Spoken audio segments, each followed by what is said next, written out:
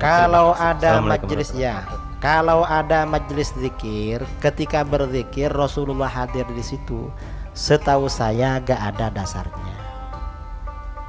Tapi kalau sebagian orang soleh berzikir lalu Rasulullah hadir pada beliau, itu terjadi memang. Tapi sebagian orang-orang tertentu aja. Sebagian ulama-ulama sufi kalau baca maulid Rasulullah hadir. Pernah ya Habib Ali bin Muhammad Al-Habsyi Syimtud Durar baca maulid, sudah lama Rasulullah gak hadir. Akhirnya beliau gelisah, mengapa Rasulullah gak hadir? Akhirnya apa? Setelah tolah-toleh ternyata di situ ada puntung rokok. Tahu puntung rokok? Bekasnya orang merokok. Akhirnya dibuang. Karena Rasulullah itu suci, kalau ke tempat kotor-kotor gak mau datang. Setelah itu dibuang, baru Rasulullah hadir. Ini dalilnya orang yang gak merokok. Ada riwayat begitu. Artinya apa? Kalau Rasulullah hadir ke majelis zikir, majelis maulid, itu terjadi dari kisah-kisah riwayat sebagian aulia.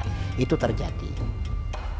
Tapi kalau setiap majelis zikir atau majelisnya orang tertentu Rasulullah hadir, dasarnya gak tahu. Ya barangkali entah lagi kalau beliau sudah makom seperti itu. Kalau bukan makom ya kita ya bisa percaya bisa enggak. Itu bukan suatu keniscayaan kalau majelis zikir Rasulullah hadir. Bukan. Tapi kalau Rasulullah tahu amal perbuatan kita itu betul memang. Apa yang kita lakukan Rasulullah memonitor itu betul. Itu bagian dari ajaran Ahlus Sunnah wal Jamaah. Kita acara di sini Rasulullah tahu.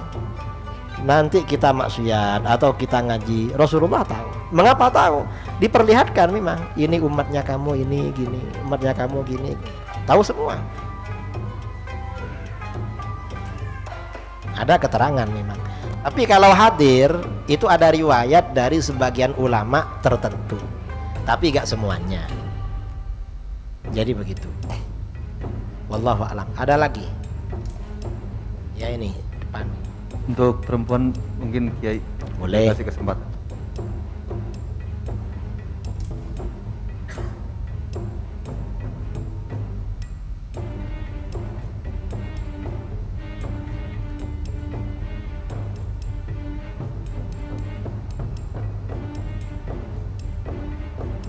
Assalamualaikum warahmatullahi wabarakatuh. Assalamualaikum warahmatullahi wabarakatuh. Pak Kiai mau nanya mengenai saat ini kan di sosial media tuh dan ada maksudnya kita sering dengar fenomena nama ruh. Nah itu menurut pandangan Kiai seperti apa? Apakah memang setiap kita jiwa manusia ini ada nama ruhnya? Terima kasih. Assalamualaikum warahmatullahi wabarakatuh. Ini memang fenomena baru di tasawuf Indonesia. Dari dulu gak ada. Kita ngaji tasawuf bertahun-tahun gak pernah tahu nama ruh, gak pernah. Ini baru-baru aja lah. Dan katanya kalau ingin tahu nama harus bayar. Nanti kalau bayarnya mahal namanya bagus.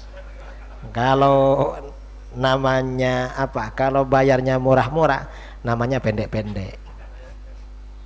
Ini memang lagi viral tapi gak ada itu. Ya entah kenapa ya, apa kena sihir sama yang dianggap sebagai gurunya itu, kena hipnotis lah yang bersangkutan ini. Ya mudah-mudahan segera mendapat hidayah, kembali ke jalan yang benar seperti dulu. Amin Allahumma amin. Ini gak ada di Indonesia ini. Memang para ulama rata-rata ulama sufi dari dulu gak ada yang mengajarkan nama ruh. Itu mirip ilmu kejawen, bahwa orang ini punya saudara, saudaranya ada 4. Kalau ingin memanggil sholat di kanan kirinya kasih cermin, kasih kaca, lalu muncul ada 4 katanya. Itu cermin namanya itu. Mungkin mirip-mirip itu. Itu bukan tasawuf itu. Itu ya ajaran halusinasi atau ajaran hayalan ya, khayali, cuma dikemas dalam bentuk tasawuf dan akhirnya dapat uang. nggak apa-apa lah banyak uang, enggak, tapi nggak boleh seperti itu. Nama ruh dijual-jual gitu. Kita ini sudah dikasih nama sama bapak masing-masing, kok mau minta nama lagi? Ada lagi? Baik. Oke nih, ada yang sebelah sini dulu. Bismillahirrahmanirrahim. Assalamualaikum warahmatullahi wabarakatuh. Terima kasih kesempatannya Pak Yai Idrus Ramli. Izin bertanya Ustadz, apa sih Ustadz perbedaannya ahli sunnah wal jamaah sama ahli sunnah wal jamaah an-nahdiyah gitu Ustadz? Terus yang kedua, jika tadi kan dibicarakan kalau selain aswaja itu tidak memiliki sanad tentang tasawufnya gitu Ustadz. Nah mereka itu lemah di sanadnya atau memang nggak jelas gitu Ustadz sanadnya? Terus yang terakhir, yang ketiga Ustadz, ya mungkin itu dulu aja Ustadz. Terima kasih. Yang pertama ahlus sunnah wal jamaah, ya ahlus sunnah. Lalu ada muncul ahlus sunnah wal jamaah an-nahdiyah. Itu hasil Munas Nahdlatul Ulama, kalau gak salah tahun 2006 di Surabaya. Kalau NU yang dulu gak ada ahlus sunnah wal jamaah an-nahdiyah, saya kira gak perlu itu. Saya pribadi kurang sepakat dengan istilah aswaja an-nahdiyah, kurang sepakat karena isinya sama dengan aswaja yang lain. Itu ya entahlah, gak tahu lah mau bilang apa. Nanti bilang kita bilang radikal salah atau apa ya. Yang kedua, apakah tasawuf punya sanad? Tasawuf ini seperti ajaran-ajaran Islam yang lain, fikih, akidah, ya punya sanad. Mengapa punya sanad? Para ulama ahli hadis yang ahli tasawuf itu banyak. Ada kitab hadis namanya Hilyatul Auliya wa Tabaqatul Asfiya, karangan Imam Al-Hafidz Abi Nuaim Al-Asfihani. Tebalnya 10 jilid.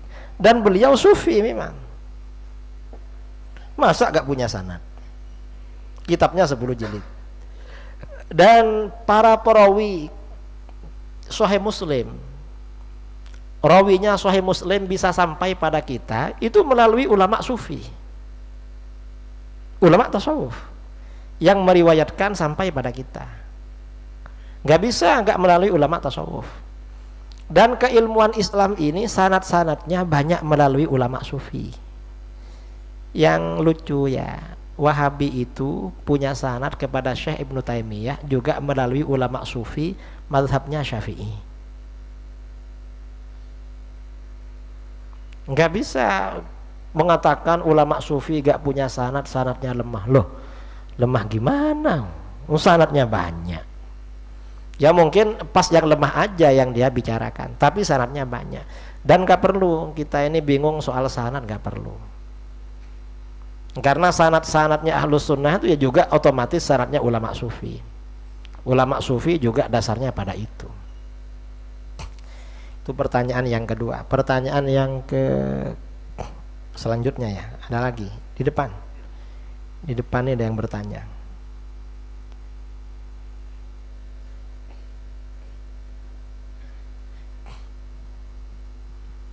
Assalamualaikum warahmatullahi wabarakatuh, Pak Ustaz. Assalamualaikum. Ini Tat, saya mau nanya. Dulu tahun 2000 saya pernah ikut tarikat. Nah, tapi saya pernah tarikat itu kurang lebih 9 bulan.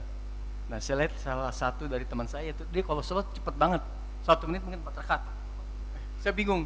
Kedua, terus di situ juga diajarin semacam kayak kanuragan atau apa gitu. Dia motong ayam putih-putih selalu. Kalau madepnya kemana? Ini gini-gini ya. Itu saya bingung tuh. Sampai sekarang akhirnya saya buang tuh kayak gitu itu Tat tuh. Mohon penjelasannya Tat. Kalau ada orang ngaku ikut tarekat tapi sholat zuhur 1 menit, itu bukan tarekat namanya. Nekat, tekad sekali itu sholatnya. Kalau sopir tuh kalau lajunya kencang apa namanya? Tekad ya. Nekat. Itu nekat bukan tarekat namanya. Masa sholat 1 menit? Kalau jadi imam cepat sekali itu dosa besar karena satu masjid gak sah sholatnya. Nggak ada ulama sufi begitu itu. Mestinya tambah lama sholatnya, malah tambah cepat ini. Itu namanya jalan tol ya, bukan tarekat. Mungkin tarekatnya tarekat tol, makanya tambah cepat. Yang kedua, kalau ada klenik-klenik sering nyembelih ayam putih, itu bukan ajaran tasawuf itu. Atau kambing hitam, itu bukan ajaran tasawuf. Itu ajaran perdukunan namanya. Yang begitu. Kalau harus nyembelih ayam putih, kenapa harus ayam putih? Kenapa enggak yang hitam? Karena rasanya sama saja itu. Itu ada klenik-klenik. Tasawuf enggak peduli sama itu. Ada lagi.